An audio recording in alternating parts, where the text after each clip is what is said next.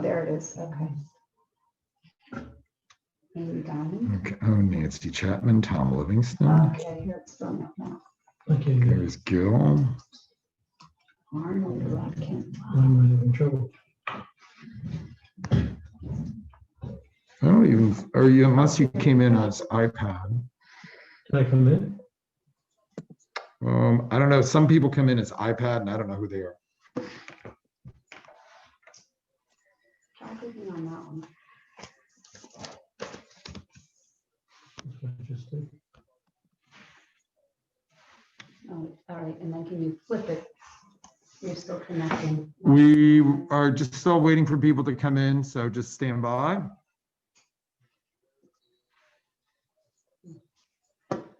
You know what I would suggest maybe?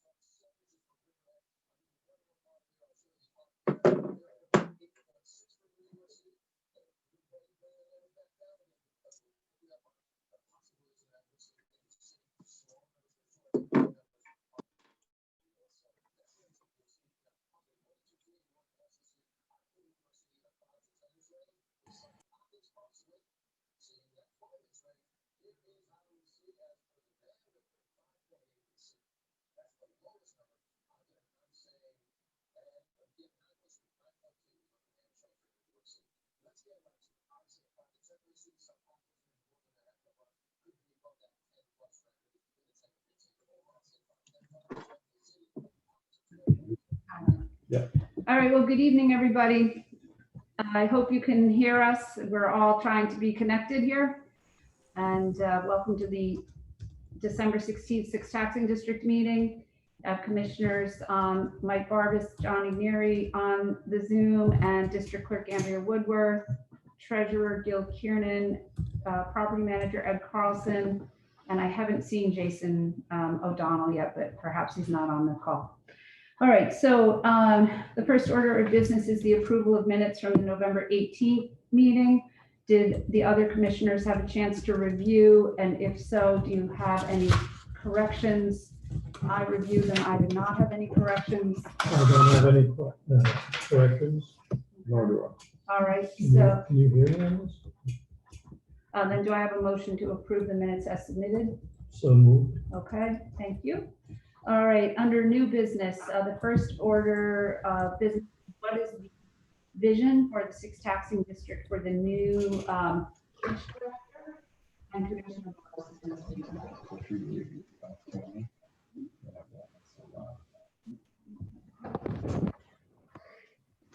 Good evening, everybody. As many of you know, just hit your F4. Yeah. Okay, then I did you on the screen. As many of you know, our beach director for many, many years, Don Wilson, retired this year.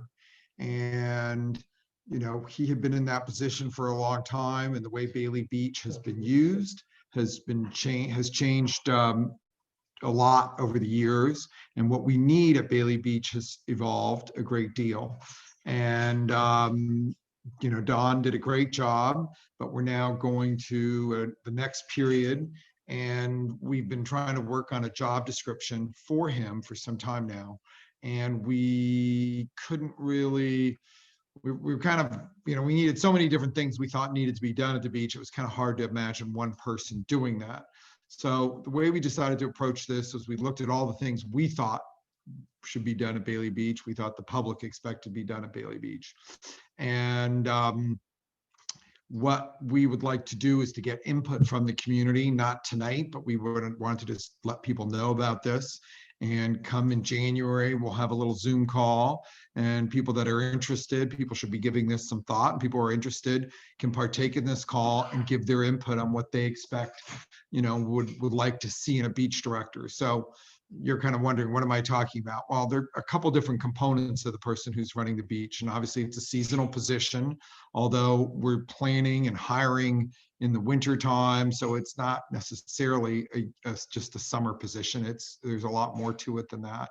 And so there's the kind of operational side of hiring people, overseeing the lifeguards, delegating, getting work done, making sure the property's in good shape, the bathrooms are clean, and everything's operating. So that's one aspect. And also the staffing side. Then there's maintaining the beach, maintaining the sand. We have a special machine that needs to be run to keep the sand clean, get shells and other debris out of the sand.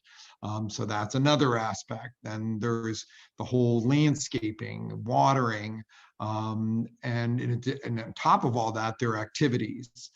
There are a lot of events there, and historically our district clerk has coordinated those, but you know, the district clerk's office is not there, and a lot of times there's a lot of confusion about events, so there are multiple events at one time.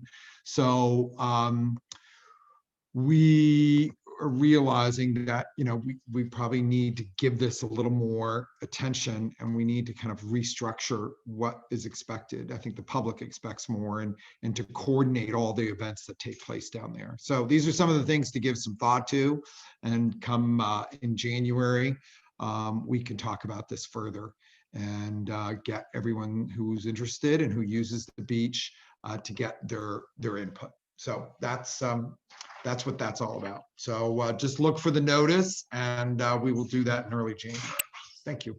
Okay, if you want to go on to the dog park. The next topic is the dog park. And I have been in touch with and you see he's on the call, John Kiska, our main point person, who kind of is I don't know what you want to call him, the king of the dog park. He oversees and makes sure that, you know, we believe the dog park users should oversee the dog park themselves. We don't want to patrol it. We don't want to be involved in managing it on a day-to-day basis. And so there is a board, and John Kiska is kind of the most visible leader, but there is a board who kind of oversees the operation of the dog park. And there have been some issues there that we as commissioners are concerned about. So we want to bring them up at tonight's meeting. And we are hoping to have kind of an ongoing dialogue with the board, not just John Kiska, but with the board of the dog park to make sure that operations go smoothly. Recently, there was an incident, and these do happen periodically, where someone gets knocked over by a dog or maybe even gets accidentally injured by a dog. In this case, a young girl, 11 years old, was there with her mother, got run into by two dogs and was materially injured. An ambulance was called. The ambulance took its time getting there. She eventually had surgery, and when they went to go do the surgery, it was actually much more serious than they thought. And this poor girl, and basically her, as I understand it, her femur was shattered. They observe the rules. We don't want children there on their own inside the dog park, but her mother was there. They were paying attention. It was just one of these unforeseen accidents. But, this is definitely a source of concern, and people that use the dog park a lot said, you really should always stay on the edges of the dog park, and you need to be careful and pay attention. And so we just want this to, there be some discussion of safety measures people can take while at the dog park so we don't regularly see these kinds of incidences. The second thing is, if you go by the dog park, you'll see there's really no grass there. And this is not unusual for this time of year. And particularly now, where with the pandemic, the dog park is getting used by more people more regularly than it ever has been. And so, grass can only take so much wear and tear, and we're long past that. So the dog park does buy bales of hay and puts it down, and that really prevents the area from becoming a total mud pile. And they spend the money and they buy it and they put it down and they make sure it's there over a period of time.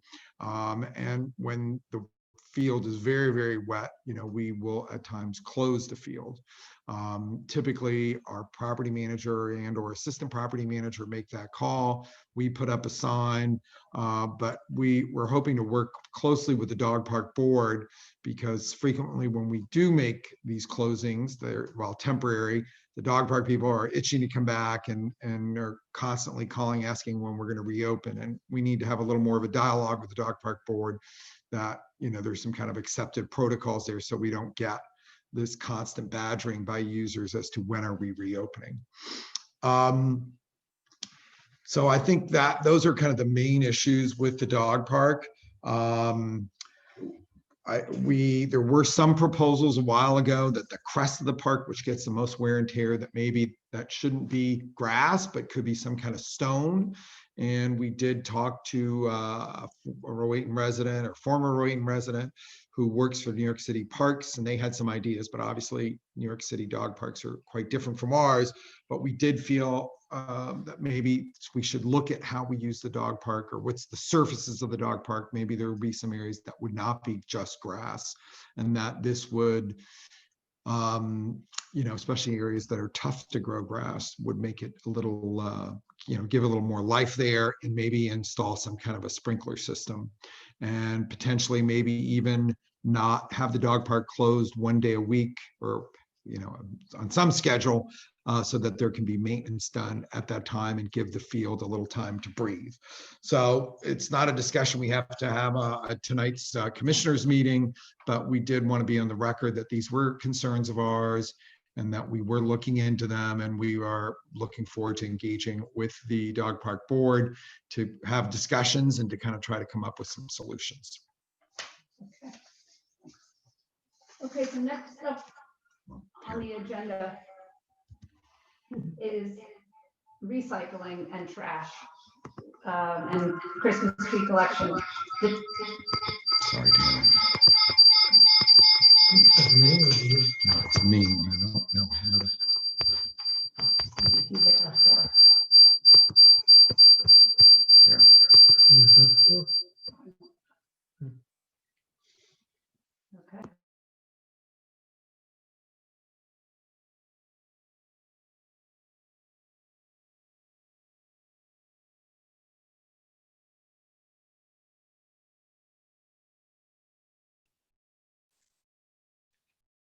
Tammy, we can't hear you if you're talking.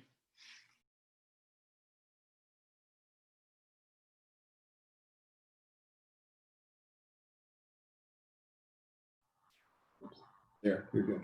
Okay, sorry if you couldn't hear me. I was talking about trash and recycling. The dates of the normal trash collection will be posted on the 6TD website. Always a concern around the holidays is Christmas tree pickup and brown bag leaf collection. Our carrier, AFK Carding, will pick up brown bags as long as the city leaves the Smith Street station open. And usually they close it at the first snow. Well, maybe that's today. So, but we'll find out, and we'll keep you posted on the website. And then the other biggest push that we're really trying to work on is people putting the wrong thing in their recycle bin. And we've had a couple of campaigns before where we tried to get residents to realize that you cannot put your recyclables in a plastic bag, and plastic bags are not a recyclable item. So if you see your neighbors with their recycle overflowing full with plastic bags that perhaps their cleaning person put in the recycle bin, please tell them not to use the plastic bag, because then that recycled material is just thrown away and it contaminates the recycle, and any type of plastic bag or plastic wrapping cannot be used. The city is trying to get out some PR campaign before the holidays to inform people as to what's recyclable and what's not. So thank you for telling your friends. All right, so the next budget item is the upcoming 2021 budget planning session. 21-22. Yeah, sorry, 21-22, which will take place in January. And at that time, we send letters to the nonprofits in town if they're looking for grants for any projects coming up. We talk about our capital budget, long-term planning, things that we might be doing in the district that are of a one-off project nature. And our audit is also, the annual audit is coming to a close. And I think if Gil, do you want to talk more about that right now, or would you like to wait until you do your budget? No, I can address that now. And I think you've mentioned to John and Mike, we'd like to schedule a meeting. I'd like to have 2 meetings this year, spaced probably at least 2 weeks apart, so that we can dig into the initial proposal that we come up with and then finalize it at the second meeting. And so hopefully you guys brought your calendars. John, Mike, and Tammy, I would suggest if you look at your calendars now, would Monday afternoon next week, 12/21, or Tuesday afternoon, 12/22, work with all of you? Please respond and we'll see what works with everybody. And I'd also like to get one of the large rooms downstairs if we could, so that we can meet in person, yet be socially distanced, if Ed and Jason could help us with that. All right, it looks like maybe Monday, the 21st might work for the commissioners. 2 of us anyway, 2 out of the 3.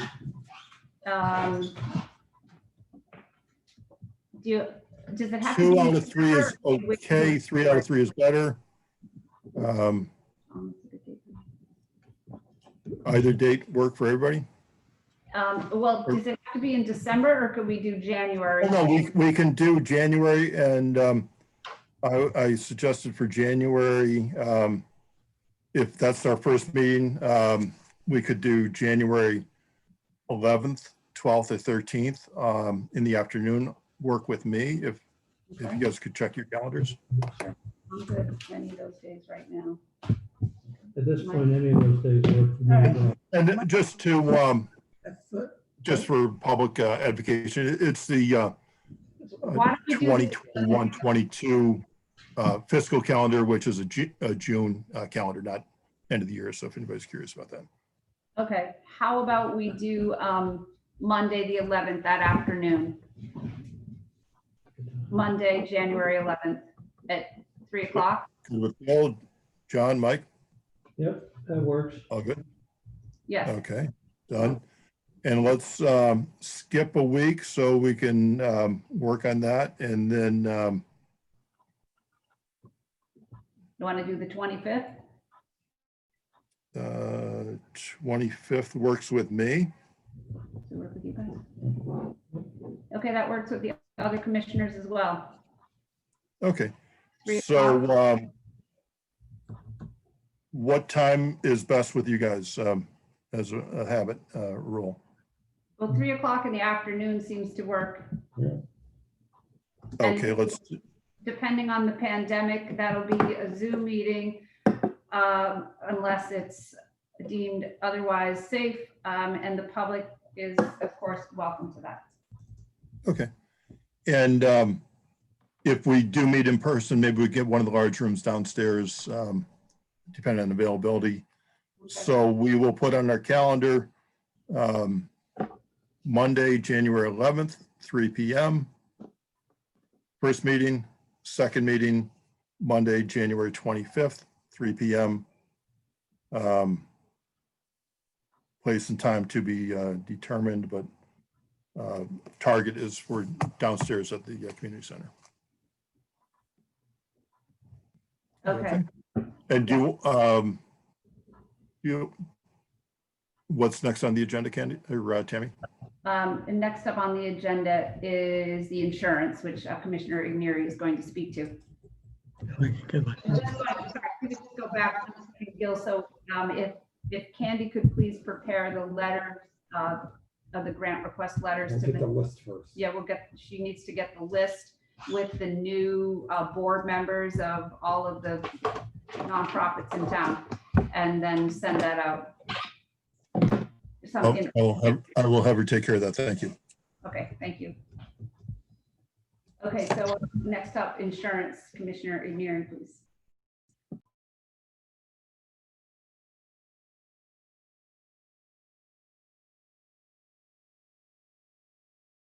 John, you're on mute, Mr. Igneri.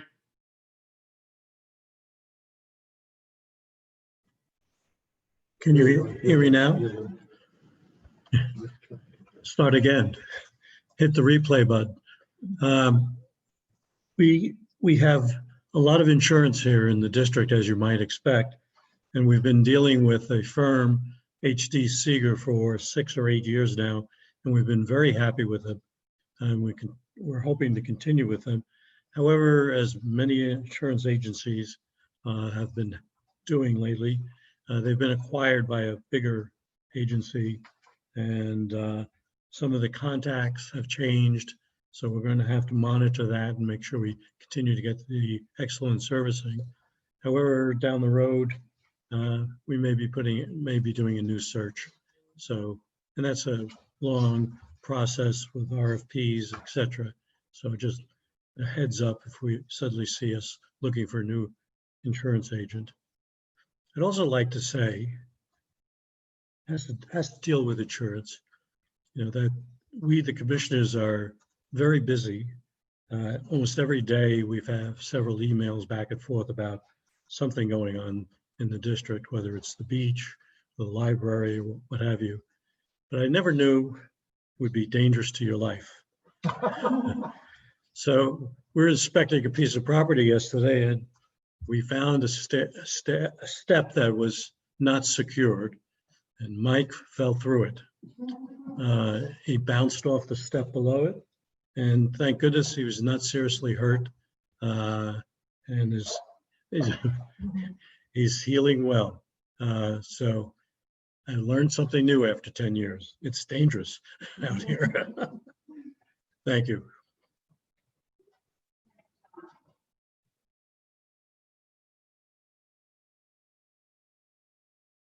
Okay, thank you, John, and I'm glad that Commissioner Barbas wasn't seriously hurt.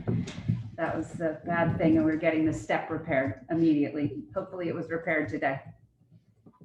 All right, so next up on the agenda is old business and a possible Ambler parking lot expansion. Commissioner Barbas is going to speak to that, and we've had some updates since our last meeting. Okay, so on The Ambler parking lot, right now, this is the parking lot in the back that we own. We have a total of 43 spaces there currently, 33 of ours and 10 we lease from 140 Rowayton Avenue Associates. And there's been those businesses and as the Soy Bell Pharmacy has filled up, there's been a greater and greater need for parking. Obviously, in 2020, that wasn't as apparent, but in 2019, it was very clear that was needed. And so we've been looking at this for some time. Also, there's that kind of cuckoo intersection there or exit entrance that we wanted to clean up. So we hired an engineering firm, we put money in the budget, and they've come up with a plan to expand it by another 19 spaces. So we would own 50, total of 50 parking spaces, and there'd be a total of 62 spaces in total there.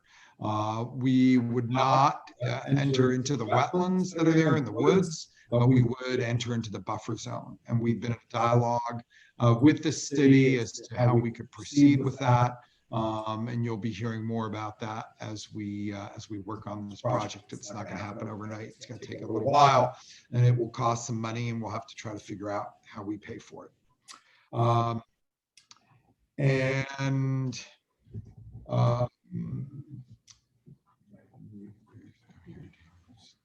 texted. So that's the Ambler parking lot. The next item of old business for an update is on Bailey Beach and the paddle project, the drainage project. It was kind of a two-part project.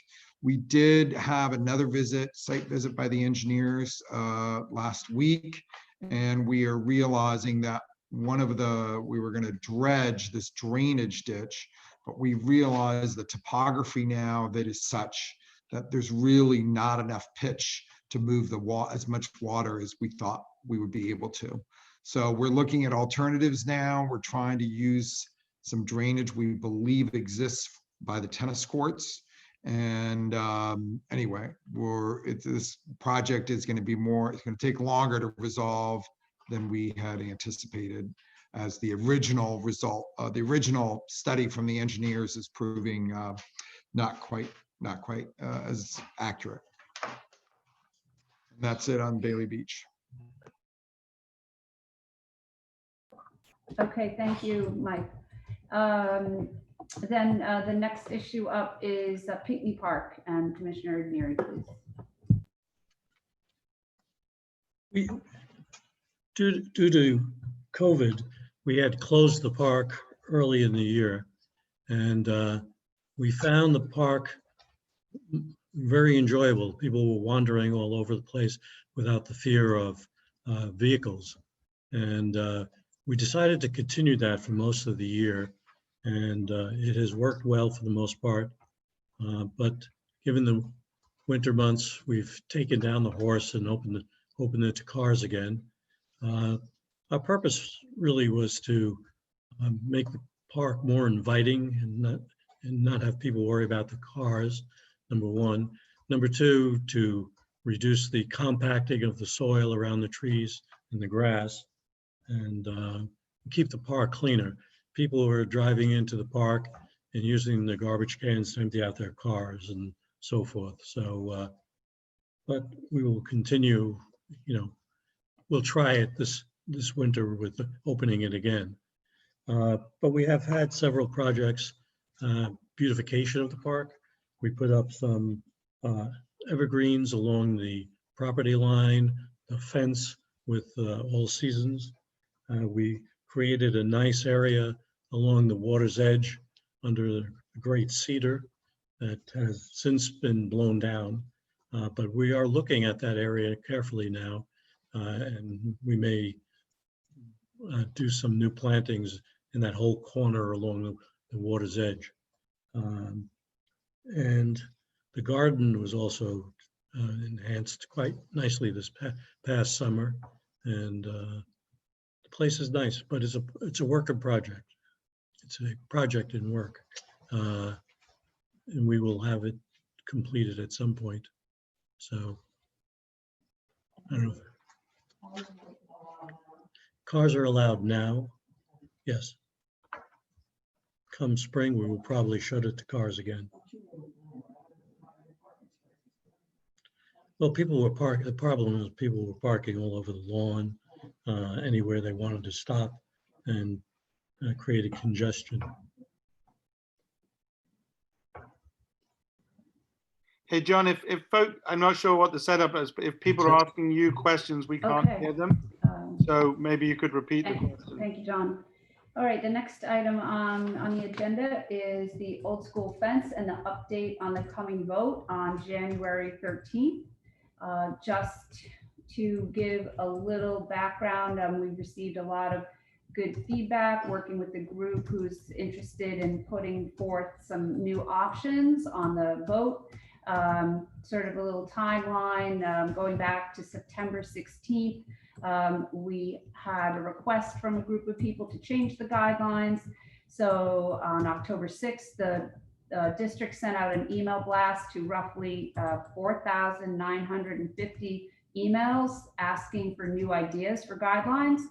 At the October 21st meeting, we hadn't received any suggestions yet, but we did allow the Black Lives Matter sign to be posted back up on the fence for the normal 2 weeks, and it was posted up the next day.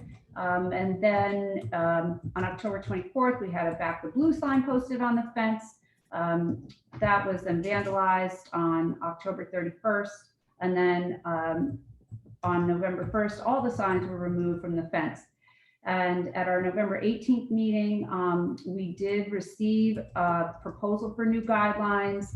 And I've been in dialogue with Rob Pratt, who has sort of been a spokesperson for the group. And we've had a lot of very constructive conversations and with some other residents as well. And we were going to have a vote on the new guidelines or on the choice on December 2nd, but the group requested that they needed a little bit more time to work out some of the ideas. And there has been one Zoom meeting offered to the public. And I think there are going to be some more meetings in that regard. So would like to ask whoever is in the on the meeting right now if they would like to speak to this. And I think Rob is here. Yes. Hi. Yeah, so just a quick update. Rob So, Pratt, are you there? Looks unmuted. Yep. Okay. can you hear me? Can you hear me? We hear you, Rob. Okay, thank you. Cheers. Yeah, so just a quick update. We're going to have a Zoom meeting to discuss this openly with the public. We had one scheduled last week. We have another one scheduled January 5th Rob, at if 8. you're there, we think you're unmuted, but we can't hear you. I think other participants on the call can hear Rob, at least We can hear the him. Diamond family can.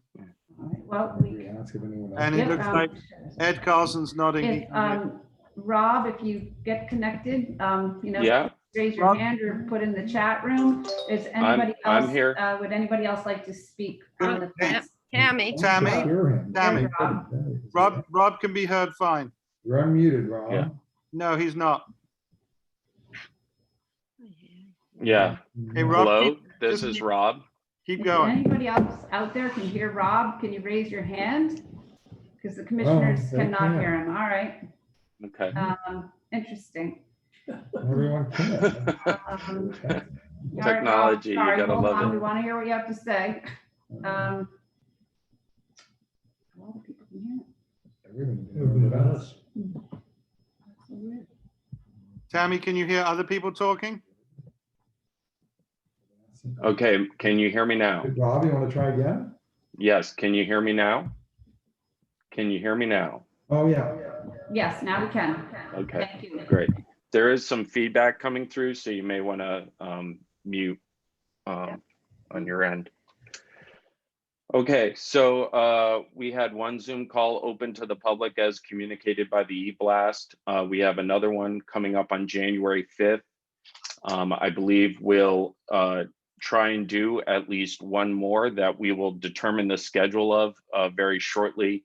So if there's anyone that would like to be invited to that, there is an email address for this initiative, Rowayton rowaytonfence@gmail.com. I'll post in the chat, as well as the current version of the proposed policy is on a website link that I've just posted to the chat, which is bit.ly, which is a common URL shortening service. So bit.ly/Rowayton new fence policy. Someone was just asking, how are we publicizing the meetings? So that was communicated in the commissioner's e-blast about the updated vote. I want to say before the December 2nd.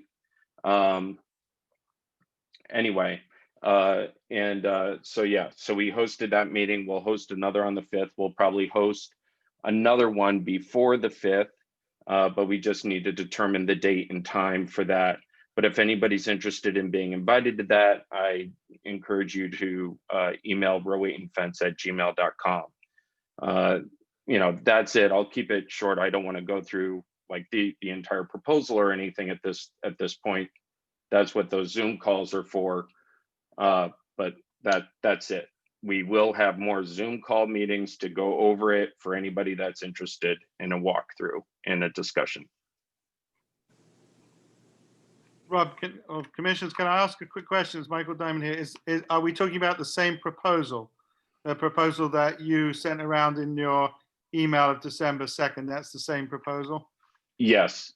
There's been maybe a slight wording tweak, but yes, that is the same proposal.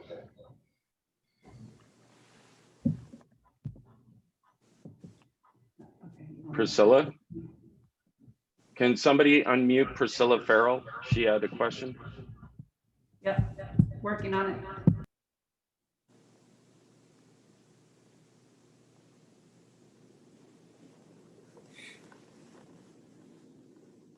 And Drew, to answer your question, the Zoom meeting was promoted on the e-blast that the commissioner sent out, both Zoom meetings, both the December one and the January one. So in terms of the one that we're going to try and create and host before the January 5th one, we're working with the commissioners. There will be another e-blast, and I'll put up the Zoom information on the guidelines public page. Okay, can I be heard? Yeah, we can hear you. Yeah, okay. It's Priscilla Farrell. Jillian was gonna speak, but I think she's tied up with babies at the moment, so I'm gonna go ahead for both of us. I'm frustrated by having this all boiled down to two options to vote on that I think are both inadequate and that needed revisions. And yet I can't get any feedback from anyone that they're willing to revise anything or provide a third option. What I think is stymies option one, which normally I would vote for, is that lack of description about what the commissioners see as what constitutes a political message. I think the commissioners have an obligation, please, to define that for us so that I can understand whether a civil rights issue is deemed political and therefore not to appear on the fence, or whether I have to go that long route of finding 100 people, 100 petitioners to simply have some free speech for 2 weeks on a fence. I mean, it's bizarre to me that somebody would opt for that. Having lived here, it seems forever, certainly more than 4 decades, I can tell you, I would not be able to identify and find 100 people for any message whatsoever. And I don't know who could. That restrains free speech. Why would we want something like that? I just don't get it. What we want is the ability to express a message that is both constitutional and rights oriented, whether it's justice to animals are a justice to people, and occasionally somebody will want to do that. And in particular, Black Lives Matter shouldn't have been such a hot so-called political issue here. The commissioners at one point said, I think accurately, that they did not consider it a political message. Then when there was an uproar from some anonymous people who weren't identified, and maybe there were a dozen or a couple of dozen of them, suddenly it became a thorny issue and a political message. I mean, this is all so chaotic. It's been disorganized, and really it's offended more people than it needed to. I mean, there are people totally emphatic that Black Lives Matter ought to be a banner that we can see on the fence. Maybe I'll make one and put it on the fence. And yet I don't want to have to go through voting on option 2. Why can't it fall within the guidelines of the commissioners? Why can't this be fair? In the last several years, there was at least one person appointed to be the judge and jury of whether a sign stayed up or not. And I'm not going to mention her name tonight, but she had a bizarre way of judging things. And she took some signage down that I put up that simply talked about not eating animals on Thanksgiving or some such thing, a beautiful banner. And she had a tirade about it.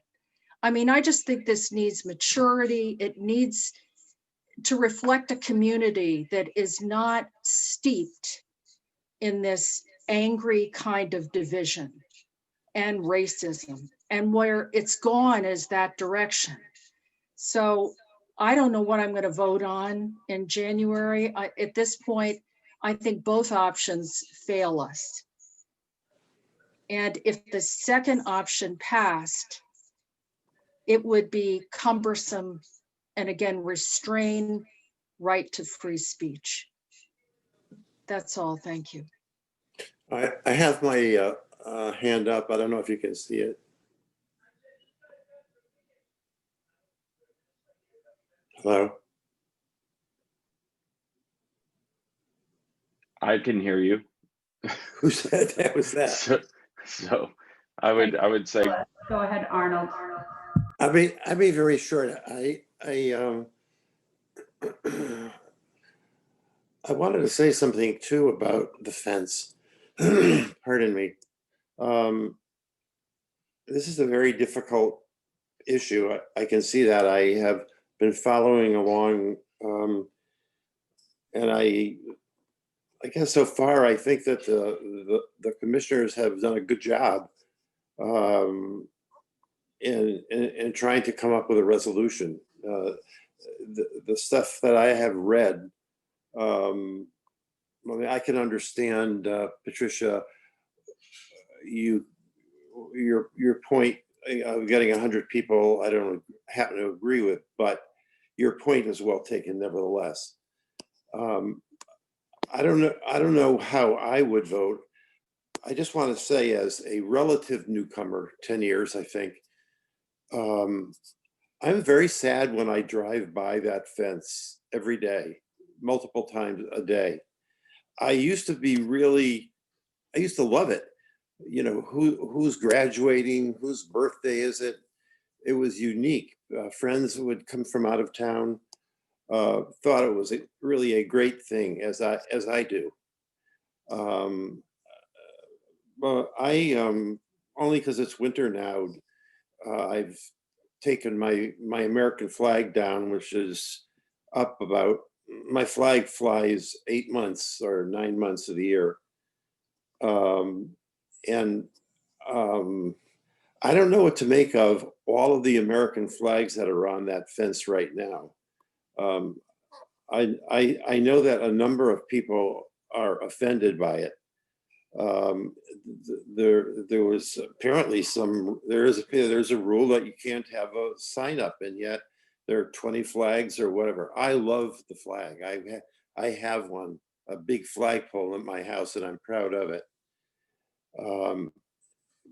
But this has gone too far, and I would hope that some of the people who I know in town and on this board, my good friend, I won't name them because that'd probably be the kiss of death, but you know, my friend John Igneri, who's a former neighbor, and we miss him.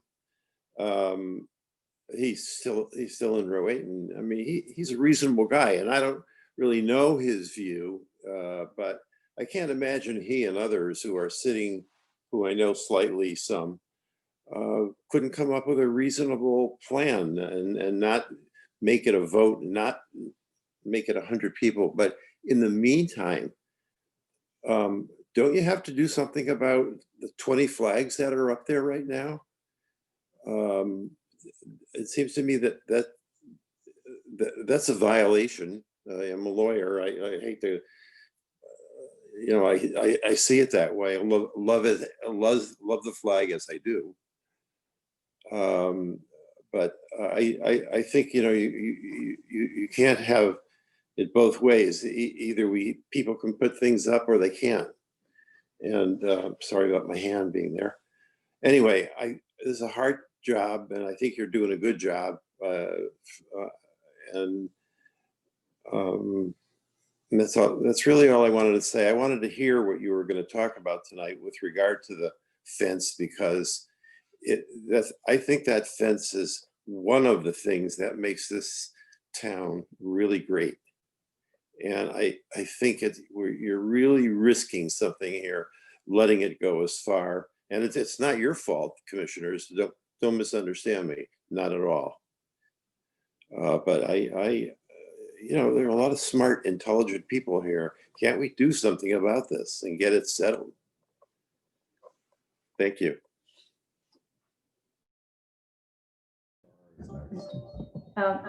Thank you, Arnold. And Char, you're up. Thank you.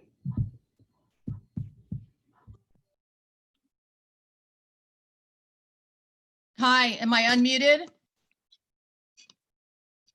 Can you guys hear me? Okay, great. Yeah, you're good. Thank you. Thank you to the commissioners, and thank you for everyone who's spoken so far on the fence topic.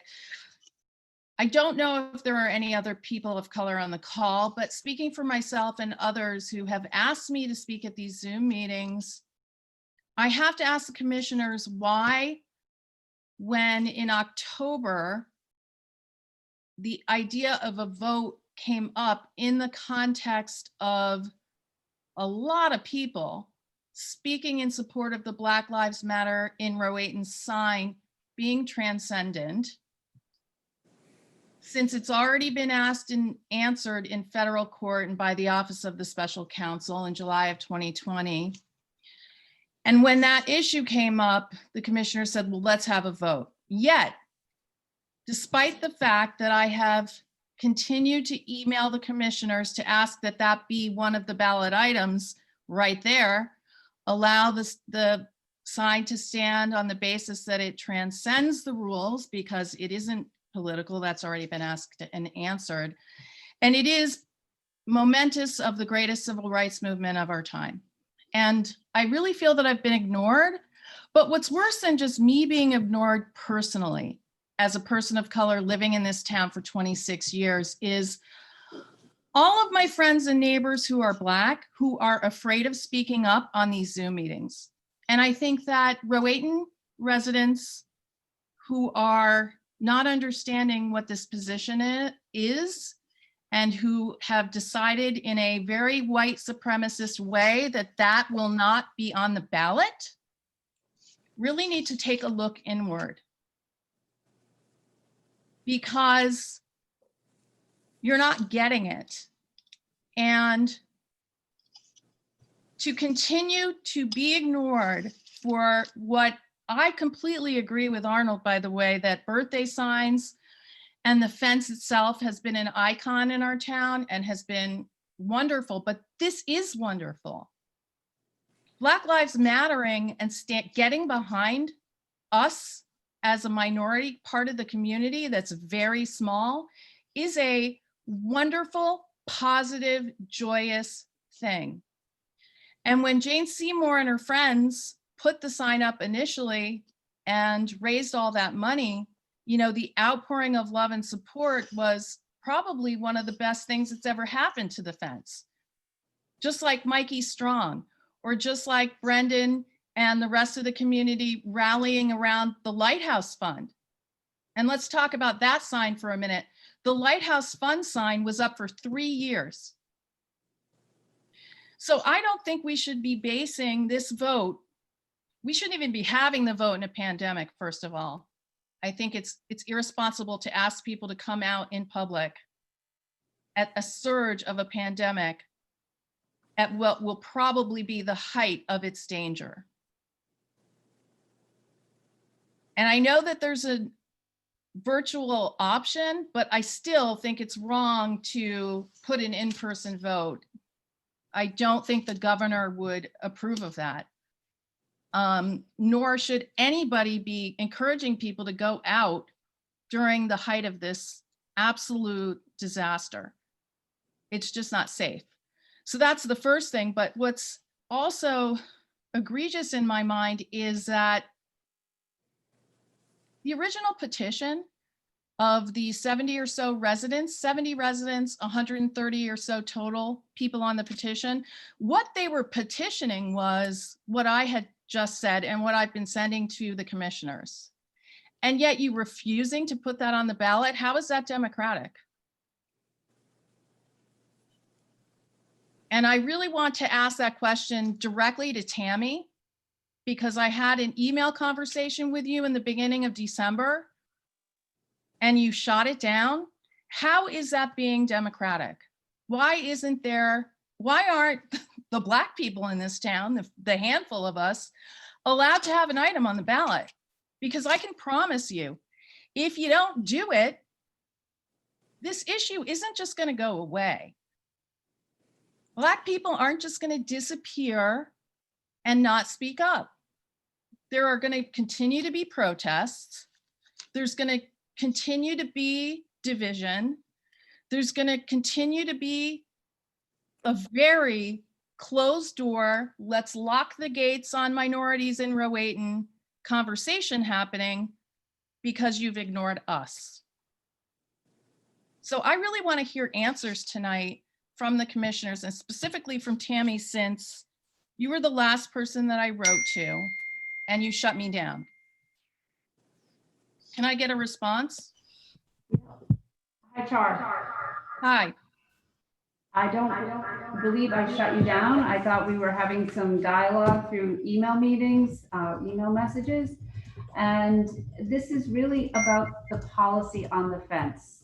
And the commissioners have made multiple statements about supporting Black Lives Matter. We've reached out to some members of our community, and we are trying to resolve a policy issue on the fence, which is public property. And that's what we're trying to do. Tammy, when you said in, I think it was the October Zoom, that you took a drive around Michael town. Diamond is up next. I'm not finished. What, did you cut Char off? She I looks like don't she's know. trying to talk. Char, sorry, Char. That's okay. Can you guys hear me now?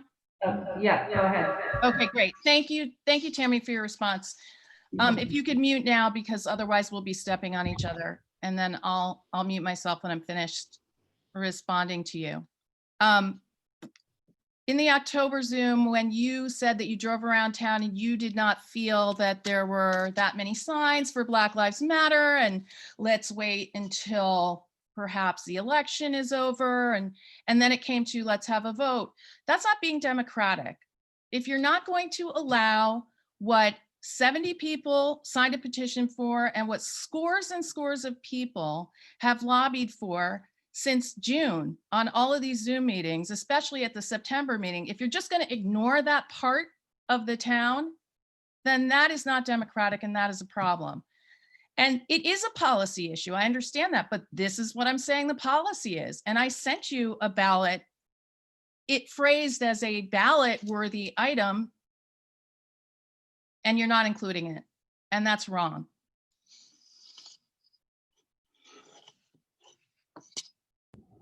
Um, We asked for input from the community on an email blast on October 6th. And we received input right before the November meeting. And we only received one proposal, and then we did get your email on December 1st, I believe it is. I also sent an email on November Whether the 18th group as and a many others. whole doesn't agree with the proposal, that's up to the group. If the group wants to split it and make two other options, that's certainly available to you. I don't know what the group is, but I've written to you repeatedly. I've written to the commissioners, and I wrote to you on November 18th, and that email was ignored. Char, I believe that I got an email from you on December 1st and one other one. Excuse me. And I responded. I'm sorry, I responded on December 1st to an email that you had sent, I believe, a couple days prior. I'm sorry, I don't have the date in front of me. You don't need to go back and pull the dates, because I can say it again. People have been proposing this since June. There were 80 people or so, 86 people, I think, on the September Zoom meeting. Many of those people provided testimony.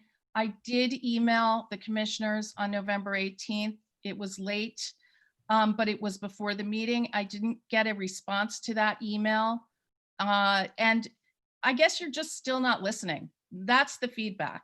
You're not listening to the Black community. You're not listening to the minorities in town. You're not listening to people of color. And you're not listening to the many white folks who have also written to you and have expressed these same feelings. And you have not listened to the people who have provided video testimony through these Zoom meetings, period. You're not listening. It's racist.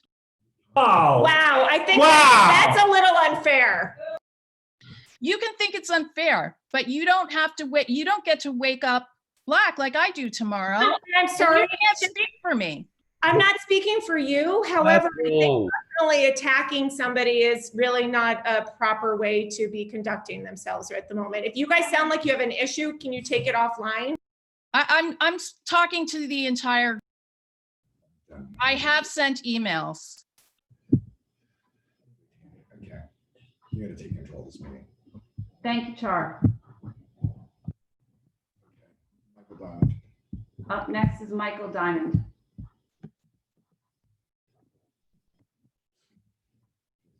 Am I unmuted now? Folks can hear? Yes, this is Michael Diamond. I had a couple of questions. I'm not sure if you're responding directly to questions, and perhaps some suggestions, germane specifically to the options, which I think you're trying to get some feedback on. So the first question I have is actually Kirsty's question. If more than with the commissioners respectfully, one mic, one speaker, then it doesn't get feedback, okay? So I'm a little unclear. I apologize if I'm sort of late in the process to who is the group developing the options that we have in front of us, and how does one influence which options will ultimately be presented to the vote? So that's a question. What a thought about the language of the votes. It seems to me that if you are able, or the group who's drafted this is able to sort of essentially offer a definition of what constitutes political in the second option, where you state, you know, signs promoting or targeting a specific candidate or party for any political office, or featuring any slogan associated with a candidate, are not allowed. If that is the definition of political, then why couldn't that simply be inserted into the existing you know, option, or the existing statement, to be clearer about the fact that that form of political signage is not allowed? And if you could then just you know, also amend to say that, however, you know, supportive statements of creative expressions of human rights are allowed. You're just simply amending the existing option to clarify what was meant by the commissioners. Yeah, it would seem to me an option. And I'll make my second or third point, I guess, and then, you know, if anyone can respond, it'd be great. I do think that it seems unnecessarily onerous to require 100 people to sign in support of a sign, and quite chilling given the incredibly fractious and often personally dangerous position people are putting themselves into when they express a political opinion, to have them list their names publicly on a website. And you know, I do think it's I think that would be a piece that is chilling and unnecessary, and probably while well intentioned to indicate support, is just destined to ensure that the majority of these social expressions of human rights signs don't actually move forward, because it burdens the individual with a lot of additional responsibility to get support for their sign. And you know, I think unfortunately these threats of physical violence against people who express an opinion or put a sign up are very real. Even in our own town, I think some of you are aware there were threats against the owners of Rowayton Market, etc., when they had a sign. So I think as a community, we might want to consider removing that language of requiring the 100 signatures and the public display of the signatories as something that would be designed only to limit free speech or limit the likelihood of one of these signs ever reaching the fence. So. All right. Thank you, Michael. I just want to clarify that the district guidelines have been on the 6th Taxing District website for years, and they were developed in conversation with all the nonprofit groups in Rowayton. The option 2 that has been presented has been developed by residents who I believe the majority are on this Zoom meeting, and there were meetings that the commissioners were not involved with, I guess from what I understand, about 40 to 45 people who came up with those guidelines. So the commissioners are taking the suggestion and recommendation of the residents, and that is what we presented, the guidelines that we have, and then option number 2. And we are willing to have those guidelines be amended or changed. We did not present option 2. And as Char suggested that she has ideas for another option, if people on this call want to work on other options and present them, the commissioners can put that out. We're not opposed to that. So Tammy, could you clarify, maybe it would be helpful to clarify the process that allows people to do that. So is any option going to be added to, I think what Charles referred to as the ballot or the vote, or will there be some selection about which options are offered for votes?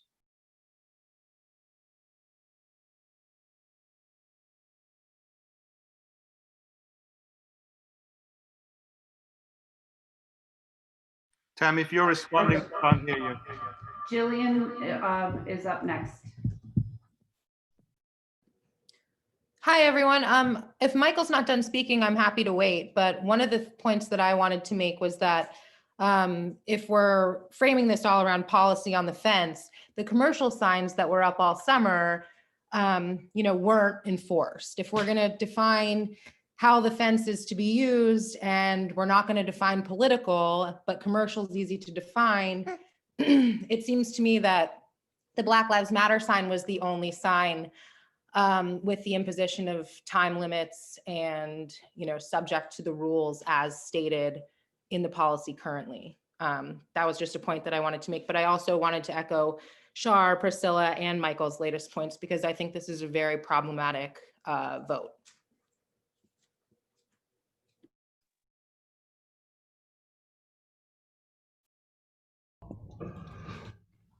Hi, Tammy and Mike. It's Drew Seath. Can I say something? I just wanted to say thank you to the commissioners. I think one of the things, having listened to several of these meetings over the last few months as you've been doing them on Zoom, one of the things that doesn't happen enough is thank you to you all You give your time, a lot of time, I know, and you get a lot of people giving you a hard time. And I just wanted to say thank you for all of the time that you give to us and the amount of commitment that you show to Rowayton.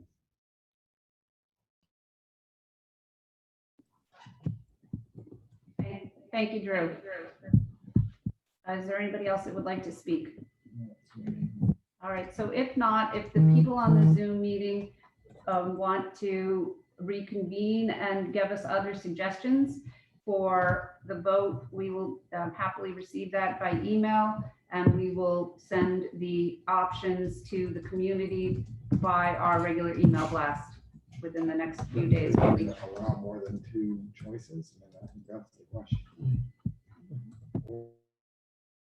I do think, Mike, it would be helpful if you could clarify specifically before the vote, are you entertaining other options, and how will that be handled by the I commission? don't want to put the point person on the spot, but if Rob would like to continue to be the point person on this, that's fine. I mean, commissioners, welcome the input from the community. Hi, can you hear me? Moving on to our agenda, the next item Hi, will Tammy. be the Tammy, report from the district treasurer. Rob had something to say. Bill, you've already had your say here this evening. Hi, sorry, Tammy. I just wanted to say something, address some of the comments and questions. I do. Tammy, do you want my report now? Yes. Can someone communicate with the commissioners that Rob Pratt is? Tammy, would you like the treasurer's report? Can someone communicate to Tammy that Rob Pratt was trying to speak?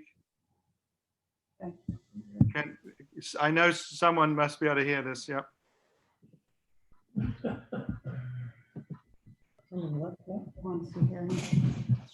John, does someone have the speaker on? Among the commissioners, do you have one of your speakers up?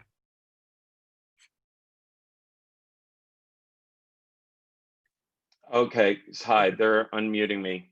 Thank Good. you, commissioners, and I want to echo sentiments of expressing gratitude to the commissioners for continuing to hear everybody out. Thank you. So basically, the proposal that I came up with was a compromise addressing a number of issues. I was the primary author. I had a couple of people helping in terms of what framework and areas that we covered. And then we sent a survey out to almost all the residents that had signed the petition around Black Lives Matter and had signed up to be a part of anti-racism efforts in Rowayton. And the majority of feedback that we got about the policy is, yes, it is complicated. Anything more complicated than just simply putting a sign up is complicated. Second, we didn't get much feedback in terms of the framework or some of the other things that is in that proposed policy being on the wrong track. There has been, as it's gotten more publicized, some people that it's finally gotten on their radar, or they've had some other thoughts about it, that have come up saying they either want complete free speech or they just want a straight vote exemption around Black Lives Matter sign coming up. That wasn't feedback coming in through the entire process in which we were doing this and getting to an option on the ballot for the commissioners to put to a vote, right? So the thing is I'm not an autocrat. I'm not running with this to say, screw what anybody else thinks. This is a train and there's no stopping it. But I'm letting you know, that the people that are on this call and concern, that the framework exists through the feedback and construction of a group of people, but it's not a monolith. This isn't a church.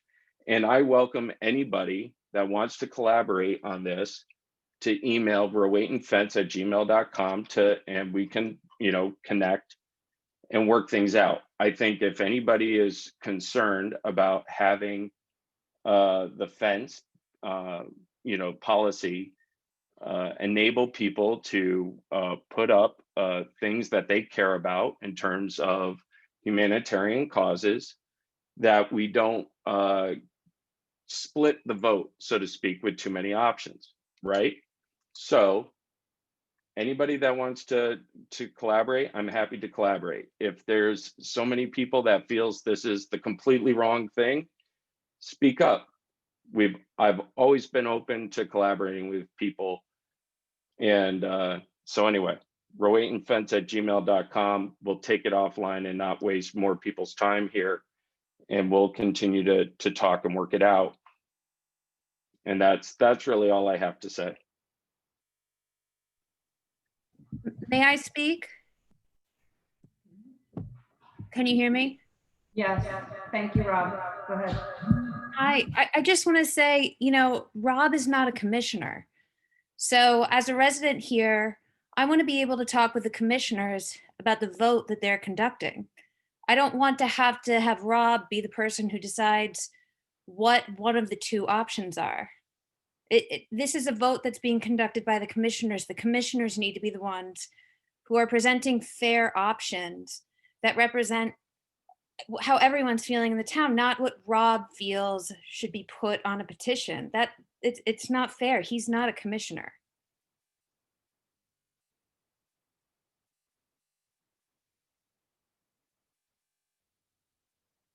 She just doesn't like it. Jane, the commissioners are impartial. 45 people worked with the group that Rob is speaking for, and they came up with the proposals, and Rob and I spent a lot of time reviewing them, and his group felt that they were appropriate and that they wanted to use that. And the commissioners are okay with that. If you have your own rule suggestions, we've said before this meeting, you can make them. What was said in the beginning was that the commissioners were going to be impartial. So what was believed by me and many other people was that they weren't going to be taking any suggestions. So then let's move on to the next item on the agenda. Could we please have the district treasurer?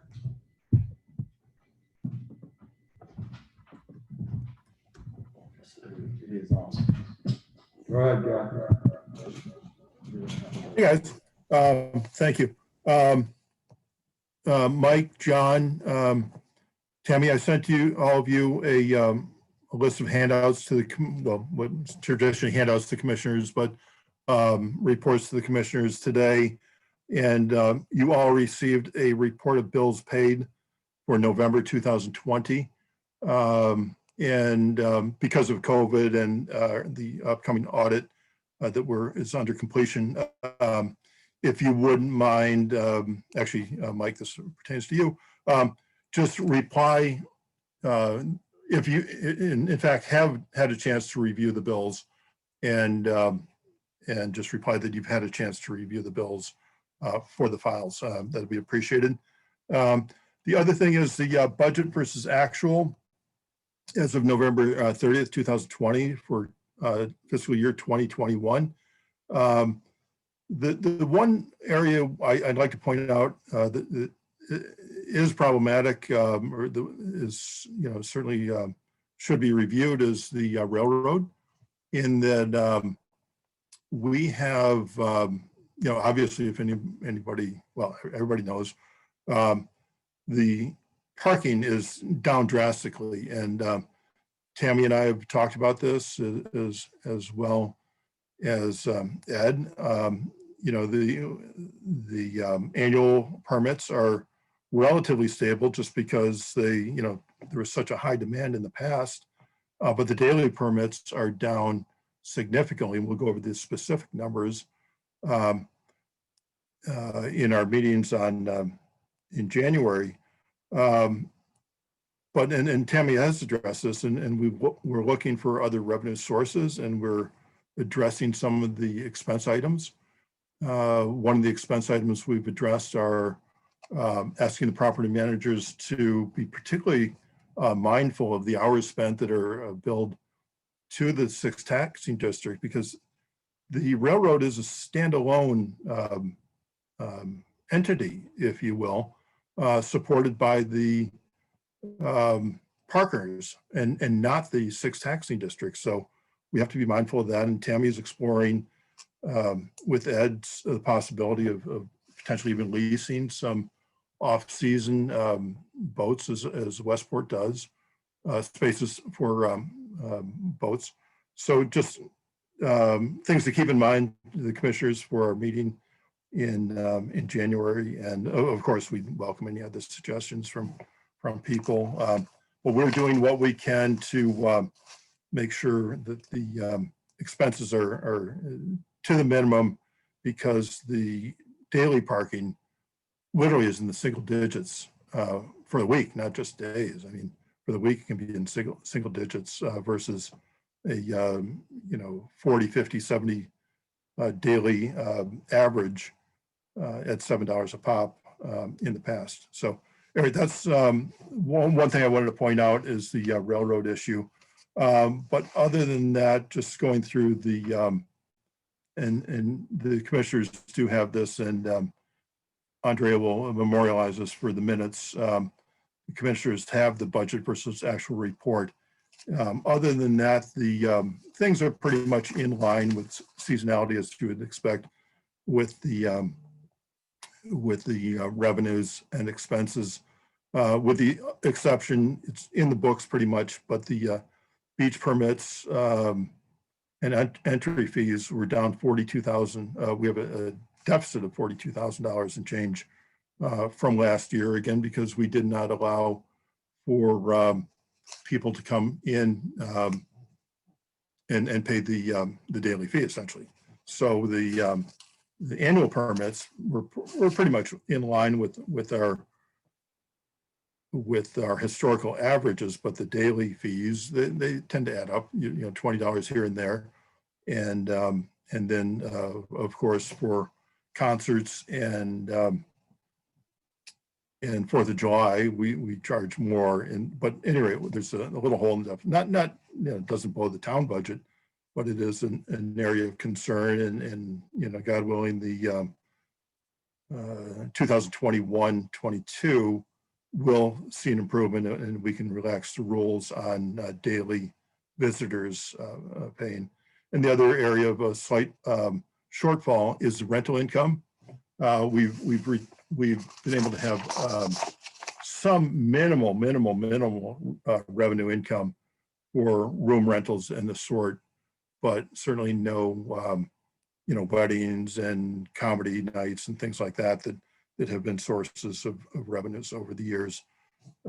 So that's just an area of concern. But the tax revenue that is the bulk of the revenue for the town is in line with expectation. So we have received 50% to date of the tax revenues, which again, with the June fiscal year, is to be expected.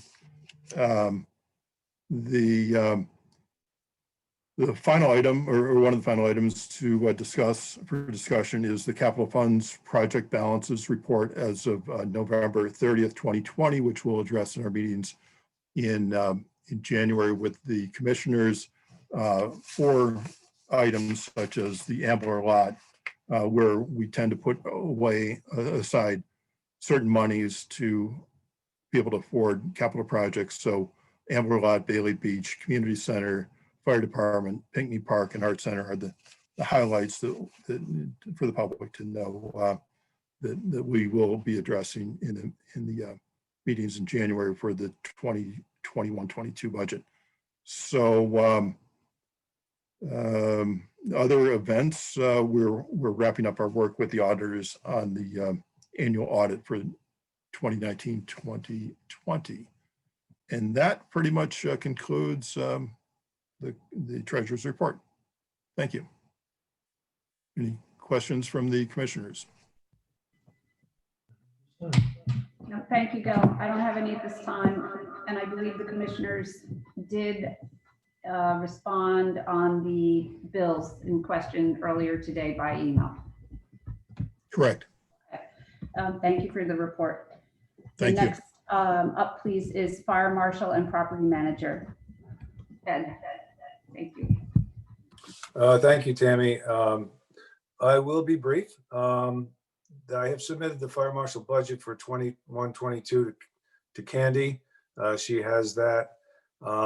Myself and Deputy Fire Marshal Glenn Iannacone, we're going to be reviewing plans for some couple of addresses in town that are going to be changing from business occupancies to residential.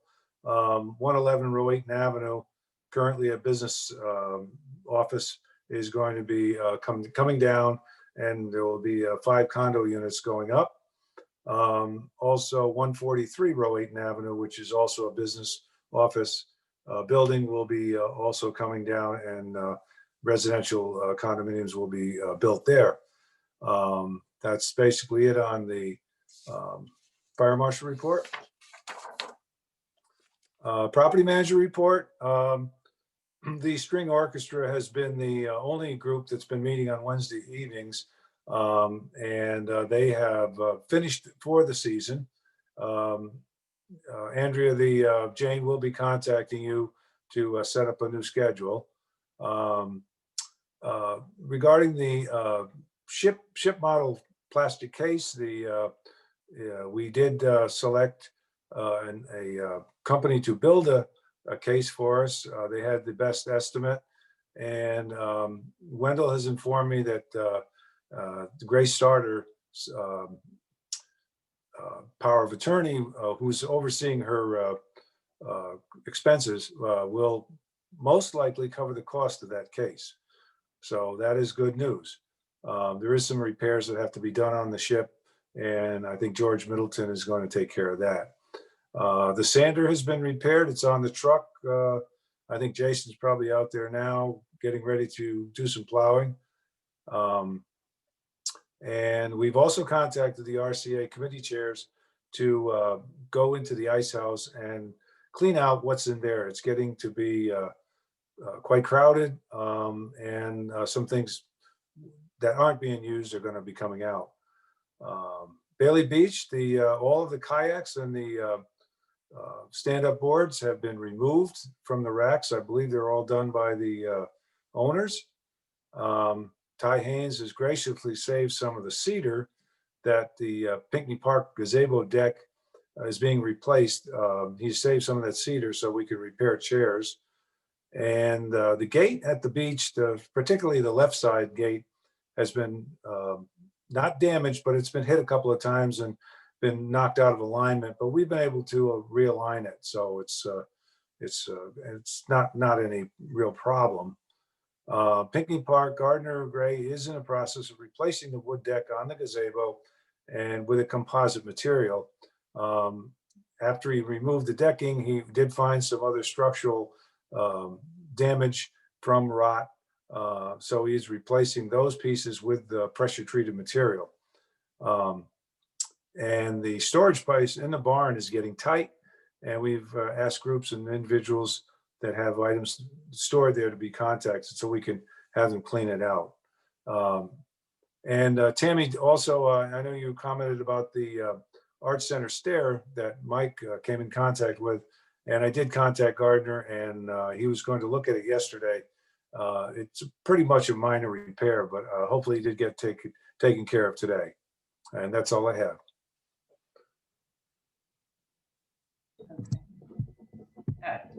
Thank you, Ed. Then could we please have the district clerk? Okay.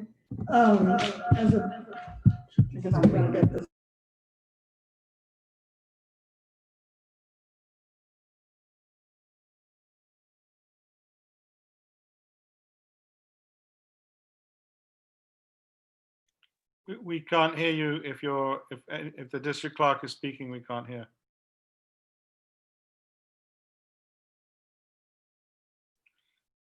We can't hear the district clerk if the district clerk is speaking.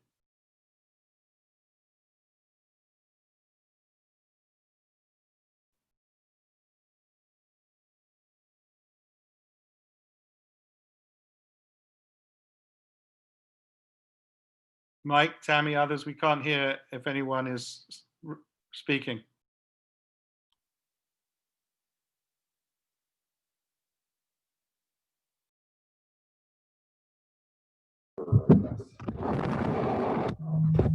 Okay. That again? Yes. Okay. A thank you note was sent to All Seasons Marine for their wrapping of the cannon pedestal before Halloween to prevent any, spray painting or anything. All of the regular users of the community center have elected to do Zoom meetings or otherwise meeting not in the community center.